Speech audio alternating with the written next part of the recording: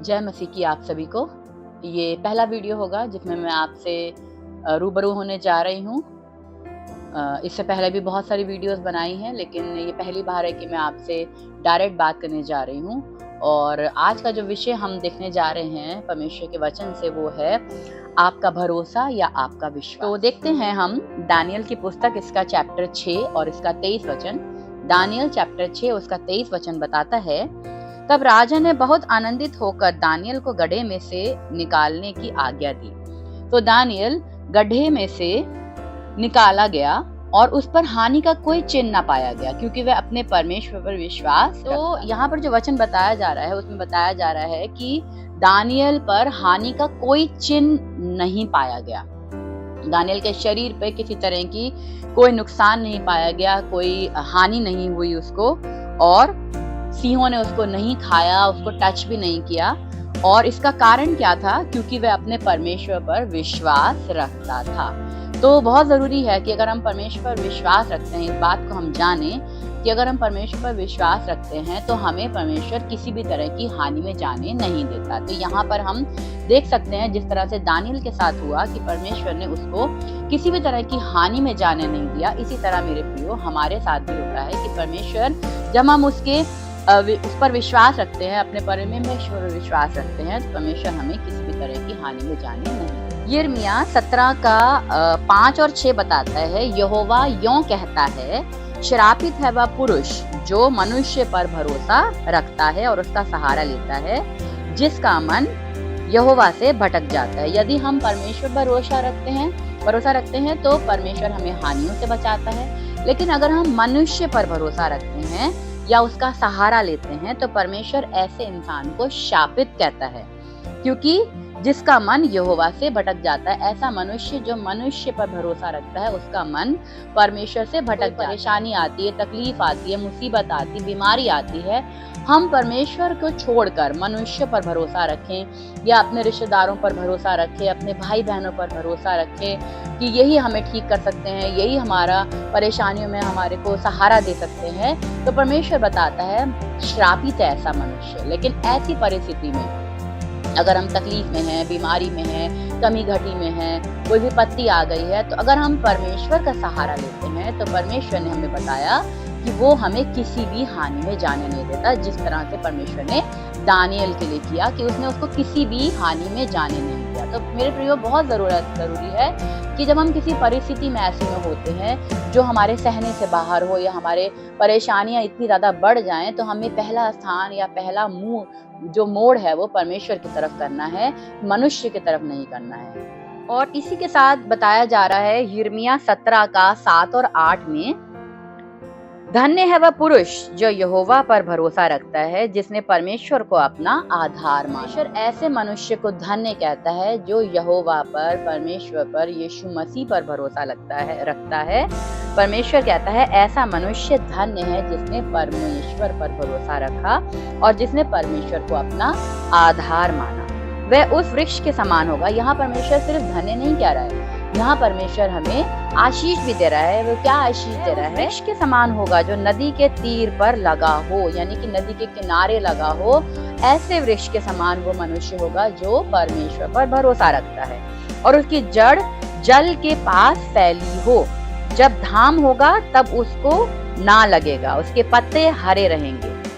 परमेश्वर ऐसे मनुष्य को हरा भरा कह रहा है, फलवंत कह रहा है, जो मनुष्य परमेश्वर पर भरोसा रखता है। उसके पत्ते हरे होंगे और सूखे वर्ष में भी, यानी कि जब पानी नहीं बरसता या वर्ष सूखा होता है या नदी सूखी होती है, उसमें पानी नहीं होता, उस वर्ष में भी उसके विषय में कुछ चिंता न होगी। उसको किसी भी तरह की कोई चिंता, कोई परेशानी नहीं होगी, क्योंकि परमेश्वर उसे ये वादा कर रहा है कि मैं उसको हानि में जाने नहीं दूंगा, क्योंकि वह तब भी फलता रहेगा। तो मेरे प्रियो बहुत जरूरत है, जैसे मैंने अभी आपको पहले भी बताया कि जब आप परेशानी में हो, विपत्ति में हो, तो मनुष्य को छोड़कर परमेश्वर पर भरोसा रखें। परमेश्वर हमें किसी हानि में जाने नहीं देता है, किसी तकलीफ में जाने नहीं देता। वो हमारे लिए निकास का रास्ता बनाता है, मार्गों को खोलता है। और परमेश्वर ने सिंहों के मुंह को बंद कर दिया, उसका कारण क्या था ये भी हम देखने जा रहे हैं कि दानियल 6 का हमको 22 का बी पार्ट बताता है इसका कारण यह है कि मैं उसके सामने निर्दोष पाया गया। मेरे प्रियो, बहुत जरूरत है और ये बहुत जरूरी है कि हम परमेश्वर के सामने निर्दोष पाए जाएं। और हे राजा, तेरे सम्मुख भी मैंने कोई भूल नहीं की। तो परमेश्वर ऐसे मनुष्य को किसी हानि में जाने नहीं देता जो परमेश्वर के सामने निर्दोष पाया जाए, जिसमें कोई दोष ना हो। तो हमें अपना जीवन ऐसा बनाना है जिसमें किसी भी तरह का दोष ना हो। बहुत जरूरी है, हमें कोशिश करना है कि हम परमेश्वर के वचन के अनुसार बढ़ें, परमेश्वर के वचन के अनुसार चलें और हम परमेश्वर की दृष्टि में निर्दोष पाए जाएं। और मेरे प्रियो, इसका रिजल्ट क्या होता है जब हम परमेश्वर के साथ चलते हैं और उसकी आज्ञा पर चलते हैं और परमेश्वर के सामने हम निर्दोष पाए जाते हैं, तो इसका रिजल्ट क्या होता है? दानियल 6 का 20 का बी पार्ट बताता है। यहाँ पर राजा ने एक सवाल किया, हे दानियल, हे जीवते परमेश्वर के दास, क्या तेरा परमेश्वर जिसकी तू नित्य उपासना करता है तुझे सिंहों से बचा? यहाँ पर पूछा जा रहा है कि क्या परमेश्वर तुझे सिंहों से बचा सका? हाँ, तो बहुत जरूरी है।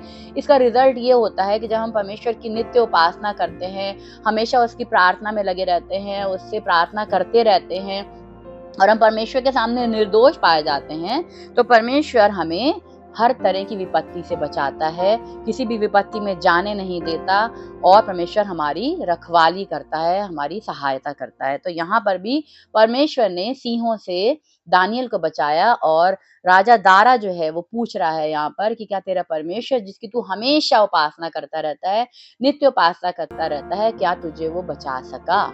तो मैं आपके सम्मुख एक प्रश्न रखने जा रही हूँ।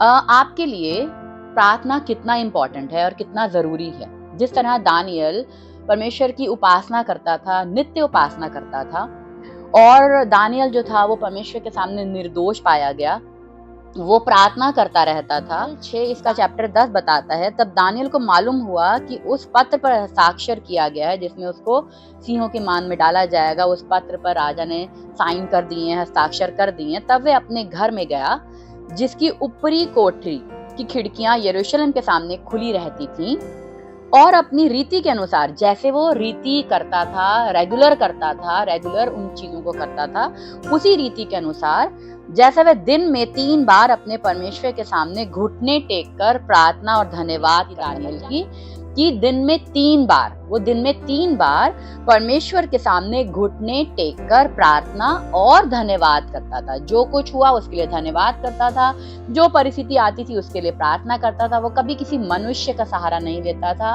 वो हमेशा अपने परमेश्वर यहोवा का सहारा लेता था। उसी रीति को उसने पूरा किया। तो आपके जीवन में मैं एक क्वेश्चन करना चाहती हूँ आपसे कि आपके जीवन में प्रार्थना कितना इम्पोर्टेंट है, कितना जरूरी है? क्या ये आपके जीवन से भी ज्यादा जरूरी है? दानियल का जीवन खत्म होने जा रहा था, दानियल को पकड़वाया जाने वाला था, सिंहों के मान में डाला जाना वाला था, लेकिन फिर भी उसने अपने रूटीन को नहीं छोड़ा, उसने अपनी रीति को नहीं छोड़ा और जिस तरह वो 3 बार घुटने टेक कर प्रार्थना करता था और परमेश्वर का धन्यवाद करता था, उसने उस चीज को नहीं छोड़ा। तो बहुत जरूरी है, अगर हम परमेश्वर के सामने निर्दोष पाए जाना चाहते हैं या हम परमेश्वर की नित्य उपासना करने जा रहे हैं या परमेश्वर से प्रार्थना करने जा रहे हैं, अगर ये चीजें लगातार हमारी जिंदगी में होती हैं तो परमेश्वर हमसे वादा करता है, प्रतिज्ञा करता है कि वो हमें किसी भी हानि में जाने नहीं देता। तो मेरे प्रियो, बहुत जरूरी है कि आप एक रूटीन बनाएं, एक रीति बनाएं, जिस तरह से दानियल ने बनाई थी। वो अपने रोजमर्रा की जिंदगी में जो करता था, कैसी भी परिस्थिति आए उसको उसने नहीं छोड़ा, उस काम को वो करता रहा। तो बहुत जरूरी है, अगर आप चाहते हैं कि आपकी जिंदगी में भी परमेश्वर किसी भी तरह की हानि आने ना दे, विपत्तियां आती हैं, दुष्ट विपत्तियां लाता है, लेकिन परमेश्वर उन विपत्तियों से हमें बचाए, तो जरूरी है कि हम अपनी रीति को फॉलो करें, उस रूटीन को फॉलो करें, परमेश्वर से उपासना करें, परमेश्वर की उपासना करें, उससे प्रार्थना करें और नित्य उसकी उपासना करें और मनुष्यों को छोड़कर परमेश्वर पर भरोसा रखें। मनुष्य पर भरोसा रखने वाला हमने क्या सीखा? श्रापित है वो मनुष्य, लेकिन परमेश्वर पर भरोसा रखने वाला इंसान धन्य है।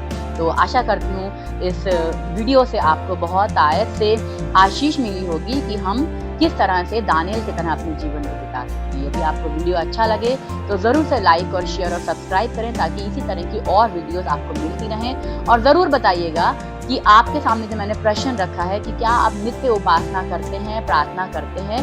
तो मैं जानना चाहूँगी कि क्या आपका रूटीन इसी तरह परमेश्वर में बना है? आप दिन में कितनी बार प्रार्थना करते हैं, कितनी बार परमेश्वर की उपासना करते हैं? सभी को जय मसीह की।